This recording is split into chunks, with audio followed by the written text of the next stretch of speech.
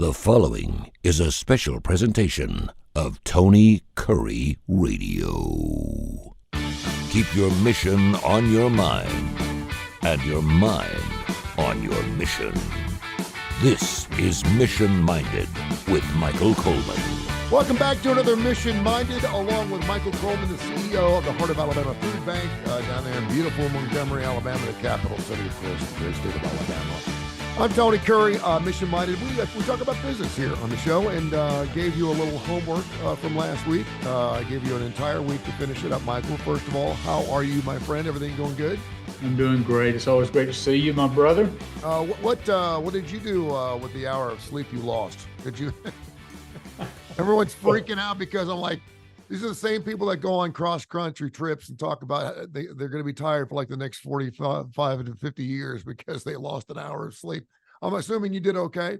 Well, when you go to bed at 8:30 like I do now, losing an hour of sleep doesn't crush you like it used to. So we were talking last week, and I gotta be honest with you because and I wrote it down because I knew that I'd forget. But we were talking about how we're changing and how to change. And I think the article you talked about was the best part about changing and adapting in the business world. And somehow you and I started talking about politics, and we kind of threw out the idea of it's really interesting when you've dug in your heels in on something. And it could be moralistic. It could be something you believed in ever since you were a child. It could be something as recent as politics itself, where you really believe in something, and then all of a sudden something hits you and you start looking at the other side. You start going, wait a minute, let me look at this other side. Let me debate this a little bit. And somehow you actually switch other sides from something you would never thought in a million years you would have thought. And so I was asking you, is there any, and I used the example of red beets. I used to hate red beets. And it was probably because my mom used to force them down my throat. And then somewhere like in my mid 30s, I don't know, I was like 35, 36, 37, and I can't remember why I started loving red beets. And now I love red beets. I mean, I loathe red beets. I hated red beets. I mean, it would make me gag to even think about red. And now I like red beets. And I'm thinking to myself, well, how cool would it be if we could take some things where we're trying to get other people to see our side of arguments or debates, or at least see the other side of anything. If somehow we could figure out what it takes to turn that switch. Is there anything specifically that you had early in your life that you were like, and I'll be honest with you, and I was, I consider myself a Christian. I believe that abortion was okay when I was in my 20s and my 30s. Yeah. Probably because if I had impregnated somebody in my 20s and 30s before I was married, I may have to go on that route. Yeah, sure. I saw nothing wrong with it. And I was Catholic. I consider myself a good human being, and now looking back on that, I'm thinking to myself, what in the world was I thinking? The fact that I would even consider that. Now, obviously, along with older age and being around my mentors and stuff, you change and you get older and smarter. And so now I look back on that and I go, wow. And I try to be more understanding of that. But is there anything particularly that changed in your life? And I want to continue this, and we get some emails as well. Well, yeah, I mean, just like you talked about, this relative moralism, it's like, here are my morals, here are my values. But sometimes those butt up into things to where you're like, okay, well, it'd be easier if I didn't really have that. So I'm going to kind of let that slide today. So I've been right where you are. And that's part of what people talk about is you're hypocritical. And there's been so many times in my life I have been hypocritical. But I had to come to terms with the idea of changing your mind in and of itself is not hypocritical. It's actual real growth. And I remember wrestling with all this and things happening in my life. And I said, do I want to, because some people, if you can structure your values, and we talked about under a political party, it wouldn't matter if it's under a political party, but you're like, okay, well, this is who I am, and these are the core values that I have, and we want to identify that, and we don't want to change that, and we just get comfortable in that. And we really, if you think about it like a house of cards, we really don't want somebody coming and playing around with the cards, because if you think about it, all I have to do is pull one of those cards out of the bottom, and then the whole system Mhm. comes falling down. And I recognize that both theologically in my view of God, but also how I was viewing other people. And, of course, a lot of us are guilty of this, being in our 20s and think we've got it all figured out. We're very black Sure. and white. No, this is right, this is wrong. Mhm. I remember one time when I was commander of a unit, it was one of the most embarrassed that I had been. A person came in that I had gotten a report, had done something wrong, and his platoon leader came in with him. And I heard one side of the story, and then I made a decision about what their punishment would or wouldn't be. I don't even remember what the offense was. But later on, the other side came in with their platoon leader and their leadership.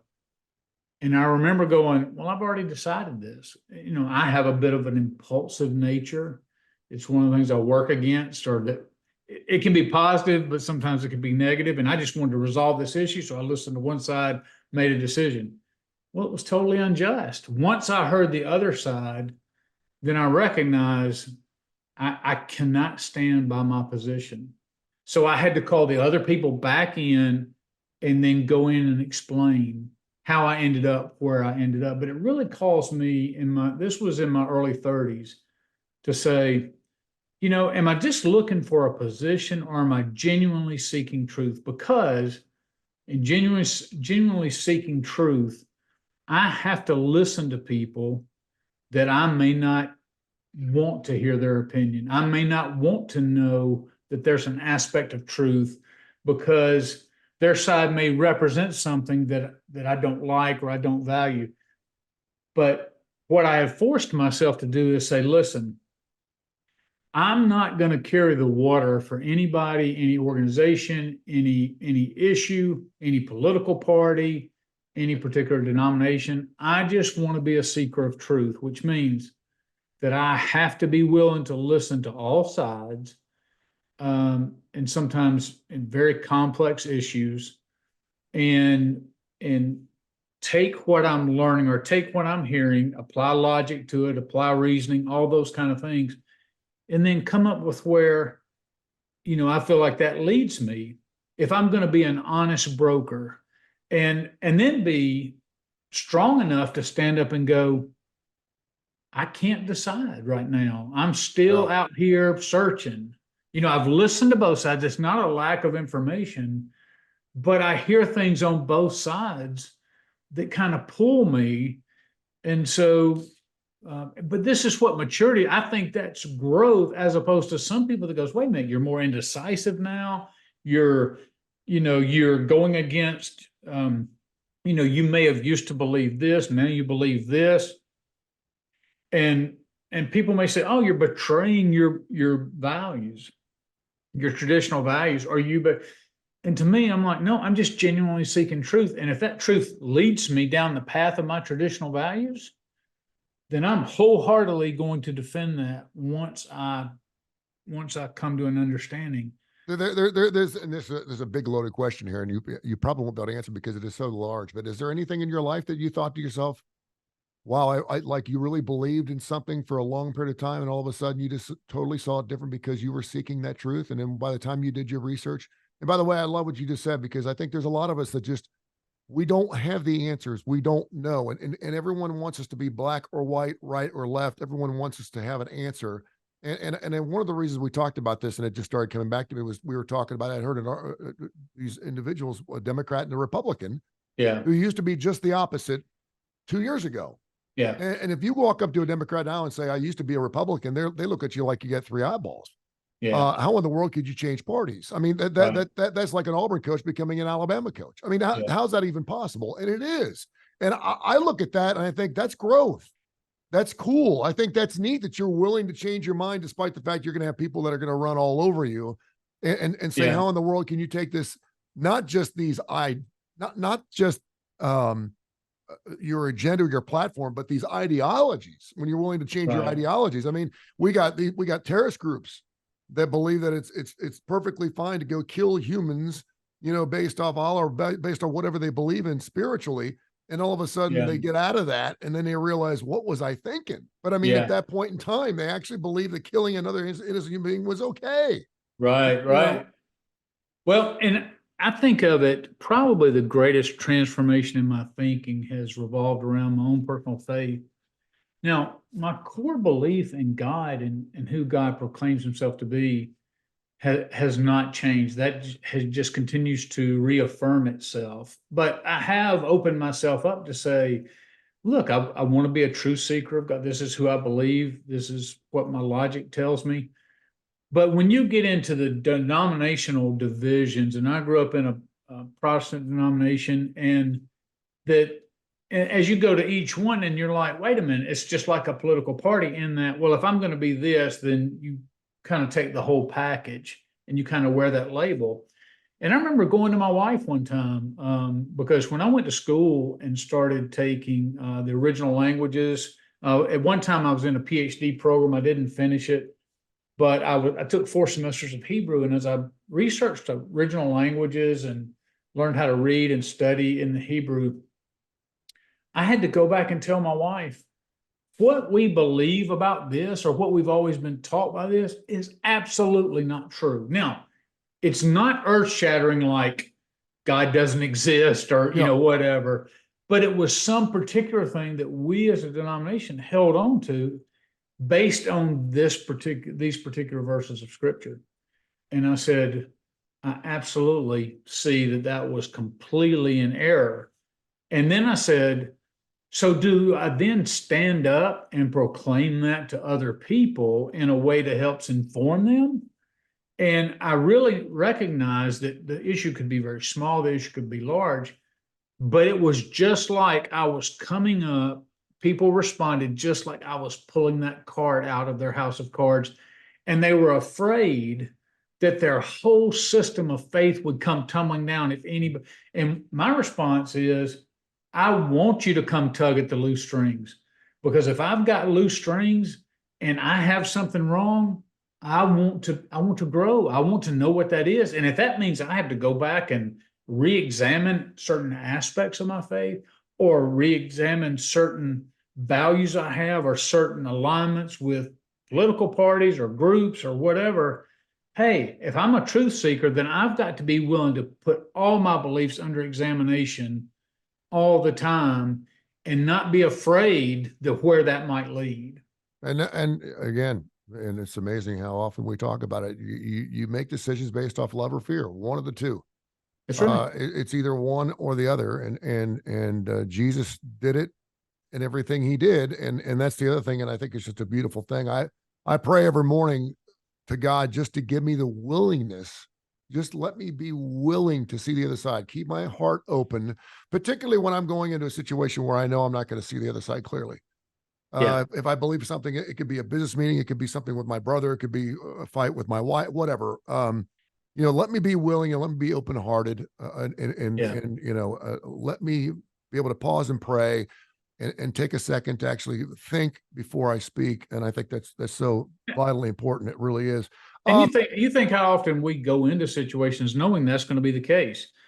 There may be a contentious issue at your place of worship. There may be a contentious issue at work where there's varying opinions.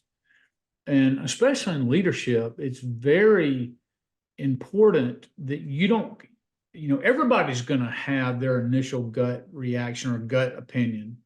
But when you've got a group of people in there and you're the leader, it looks like, no, it's my way or the highway. That's very demoralizing to those who feel like, hey, it's not that I just feel this way, but I logically have thought it through, like my boss says he has, and I've reached a different conclusion. And I would at least like the space to be able to voice that.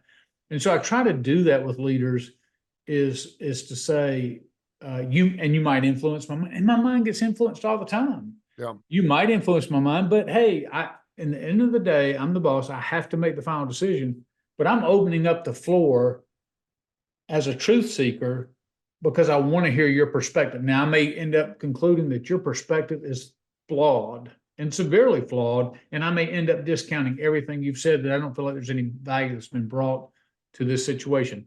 But way more times than not, my mind, maybe not the final decision, but something gets tweaked along the way because of the information that other people share with me. It's funny you were talking about that previous incident, and kudos to you for actually going back to the table and saying, listen, I did not see this through, so this is not the way.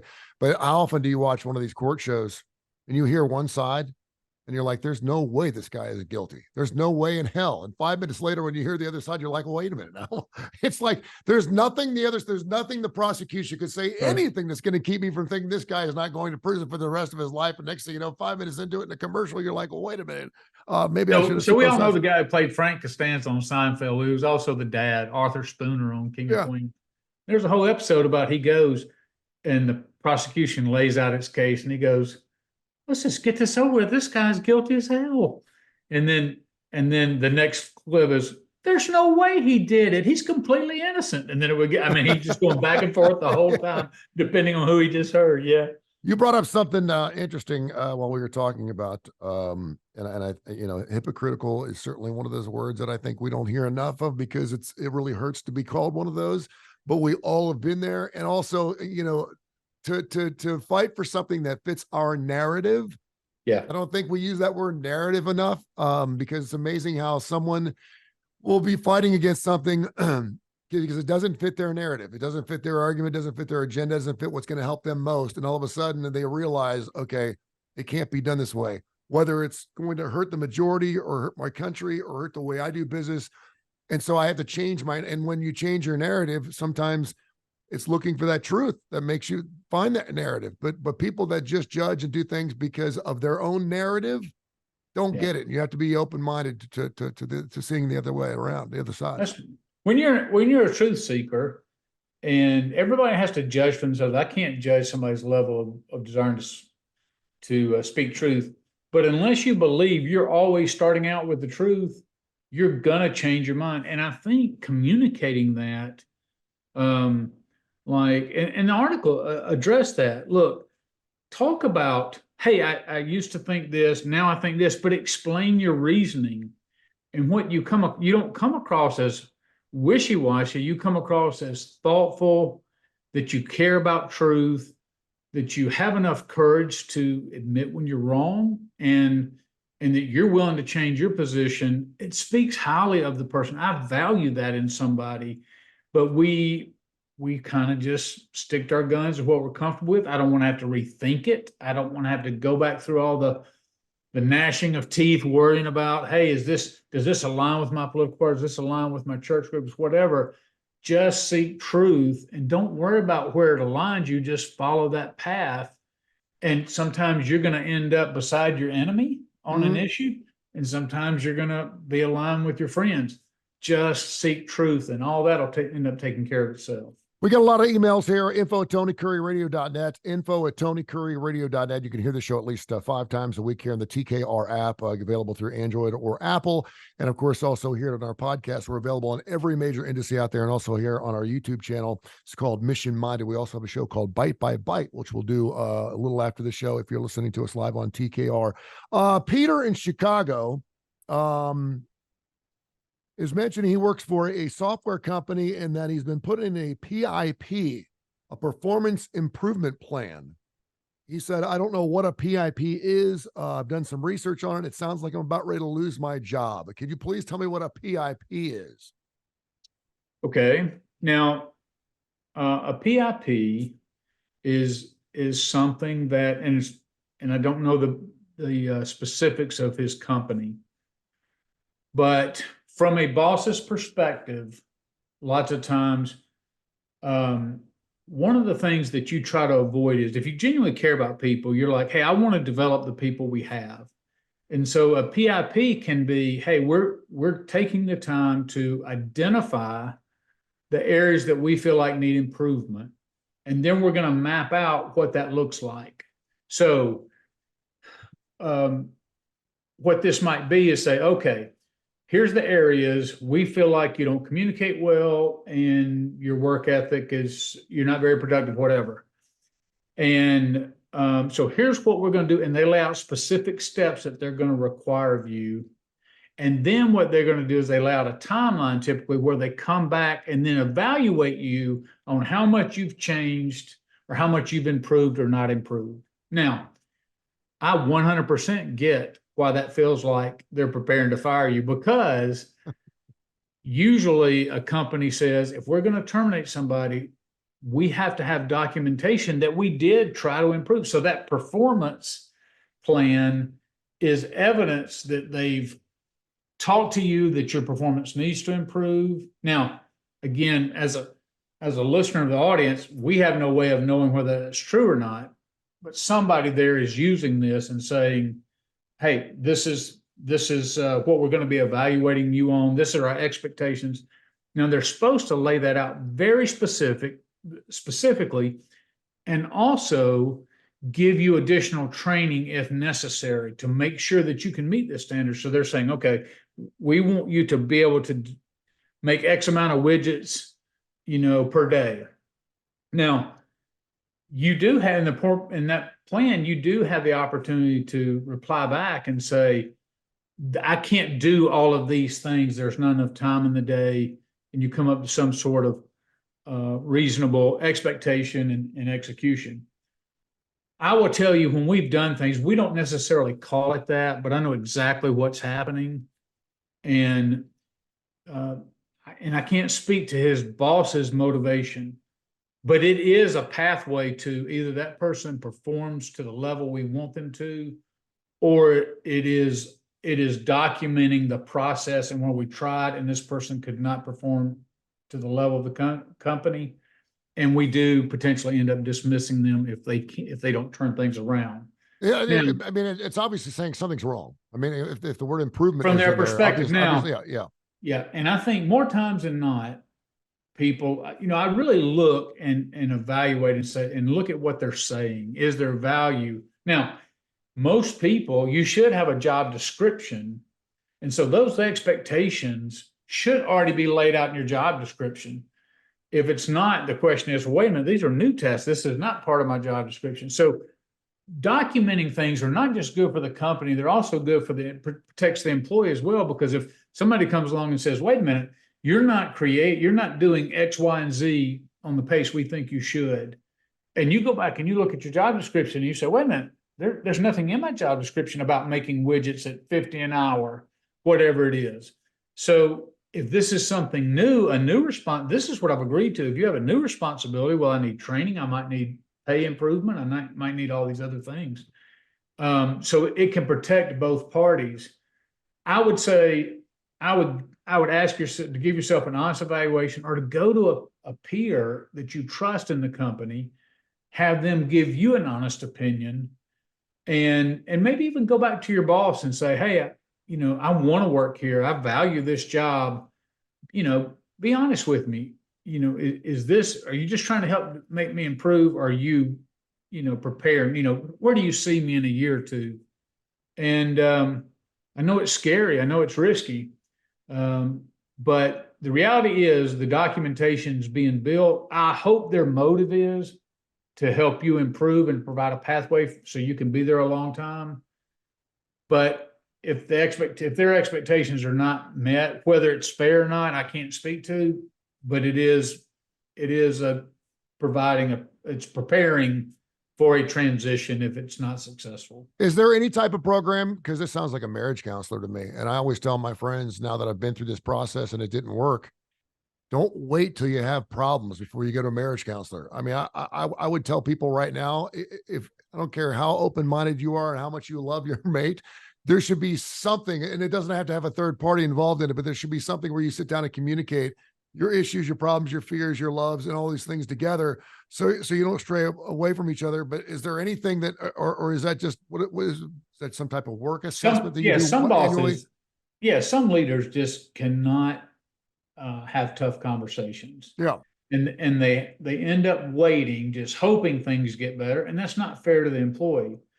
So documenting, employers should, and an employee feels like this, that, hey, I'm somewhere in this middle zone. I don't really know where I stand. Go have, say, have one talk to you. I'm trying to decide, do I want my future to be with this company? Do you see a future of this company with me being in it? And what can I do to improve? I feel like sometimes, I'm not getting lots of feedback, and it may be because you think I'm not doing a good job. Tell me how to improve. I want to, and I think bosses would value that. And so if you don't wait to just sit back in your cubicle or wherever and wait for your boss to come point out something, if you suspect something's not right, go to your boss, seize the opportunity, seize the day, and you come out looking much better because you're coming in a proactive way seeking, how can I do better? I'm not going to sit around and wait for you to evaluate me. I sense something's not going well. I want to do better. I'm willing to change. I'm willing to do whatever It'll look great in court of law too. Yeah. Yeah, it really would. 100%. Danielle in Louisville, Kentucky, says, I have a huge follower. I have lots of followers on Facebook. She has 39,000 people that follow her on Facebook. She just recently started working for a healthcare company in Louisville, Kentucky, and she feels like she's being snooped on. She said every time she posts everything, she has her own personal Facebook account, and then she has another Facebook account under her business name. She wouldn't want to mention me what the business went, but it's a major healthcare company. But she'll have her boss, and really like a 2 or 3 page thing. Her boss will say, hey, I saw you posted something yesterday during lunch. Or I noticed the funny picture you posted yesterday at 2:00. It may have been during times of, in other words, she just feels like she's being looked upon. And again, she loves her social media and she's on it as long as she's getting her work done. Post whatever you want, whenever you want. But she wanted to know, is that something that owners do? Do bosses look at employees' accounts? Is it important that if you're posting personal things, it is not on your business account? Because most people who have emails, it is through their work, right? A lot of them are. Usually we have a personal Gmail, and then you'll have a business. But the reality is, and this is where everybody's learning this and has learned this, in the past few years. One of the things that people do is when you're coming in to be hired or you're being evaluated, people will, search you out on social media. Mm-hmm. They want to see what your thoughts are. We've talked everything about people having guns, people being drunk. Every picture they have a alcohol in their hand, they have a beer in their hand, and a company goes, there's nothing wrong with having a beer, but this person may have an alcohol problem.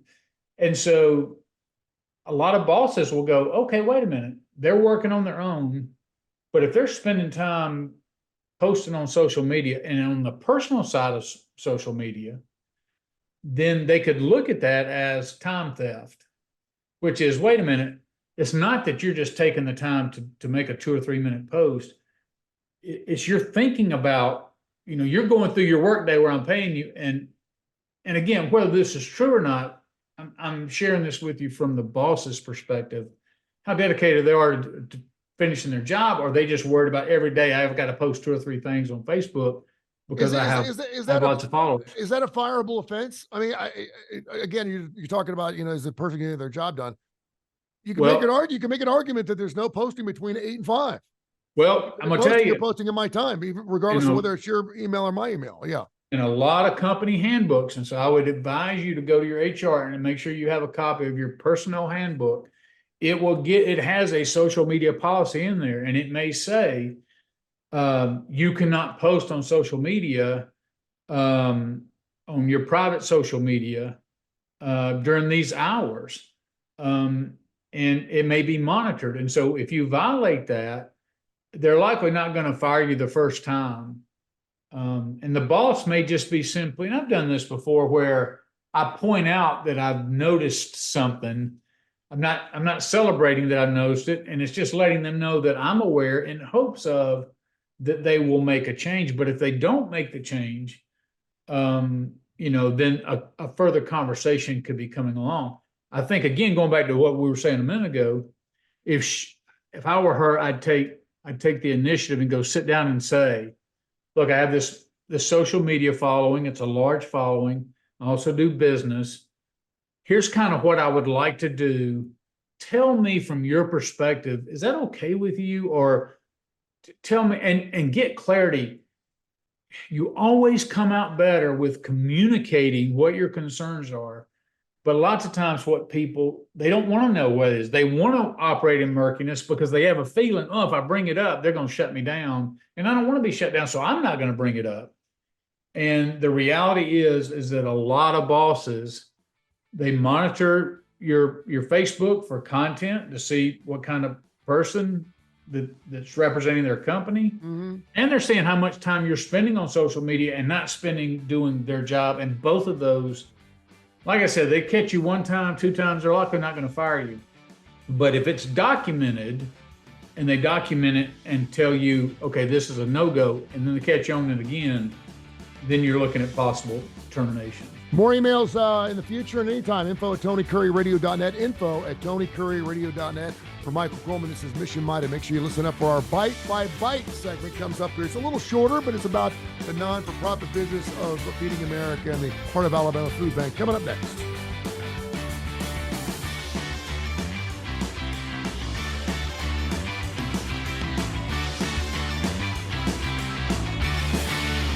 This has been a special presentation of Tony Curry Radio.